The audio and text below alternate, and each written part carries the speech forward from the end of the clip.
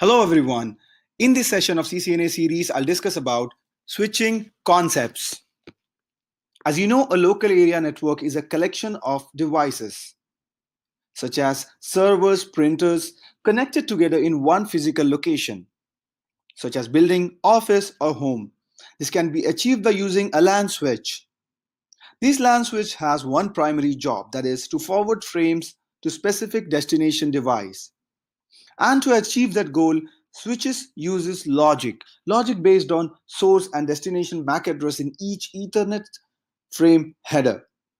All Ethernet frames have both destination and source MAC addresses. The destination field is a 6-byte field that contains the MAC address of the destination for which the data is destined. Source address field is a 6-byte field that contains the MAC address of the source which is sending the data. Let's discuss about the switch MAC address table. LAN switches receive Ethernet frames and then make a switching decision to either forward the frame out some other ports or ignore the frame.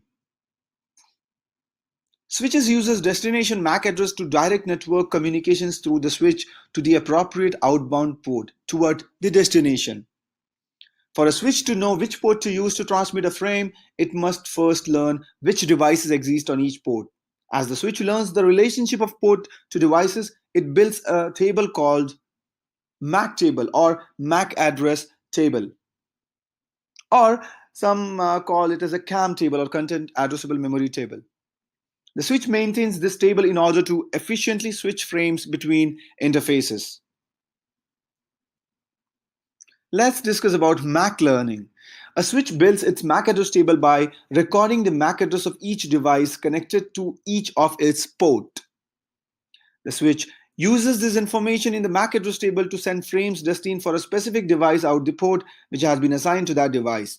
An easy way to remember how a switch operates is the following saying. A switch learns on source and forwards based on destination, which means the switch populates the MAC address table based on source MAC address. As frames enters the switch learns the source MAC of the received frame and adds the MAC address to the MAC table or refreshes the aging timer of an existing MAC address table entry.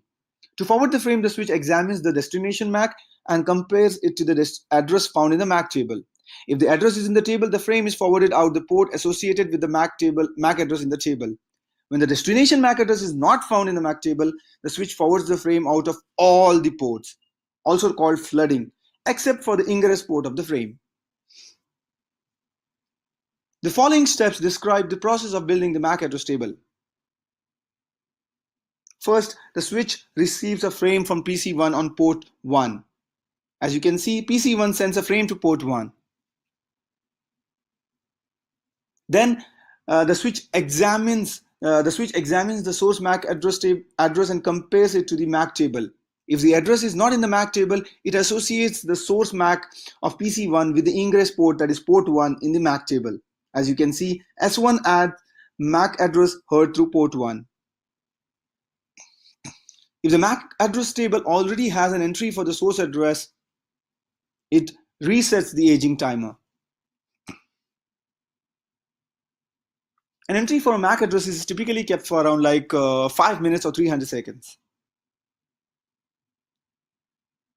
After the switch has recorded the source address information, the switch examines the destination MAC. If the destination MAC is not in the MAC table, it broadcasts the MAC as indicated by all Fs. The switch floods the frame to all ports except the ingress port.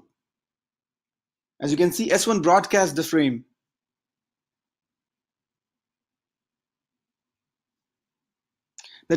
In the next step, the destination device PC3 replies to a frame with a unique cached frame addressed towards PC1. As you can see, PC3 sends a reply frame.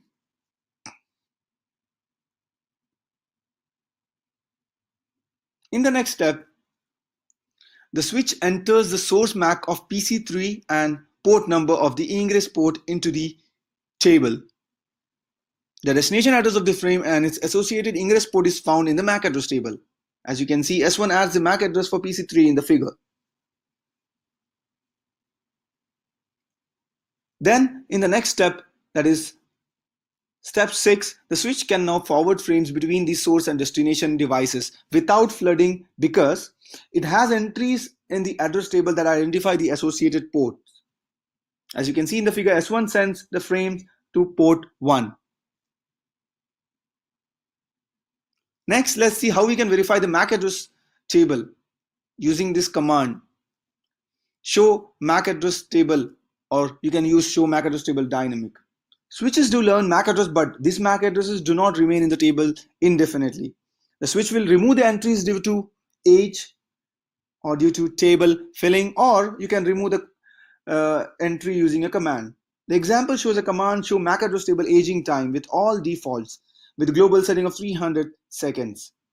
First, for aging out MAC table entries, switch remove entries that have not been used for a defined number of seconds, that is 300 seconds.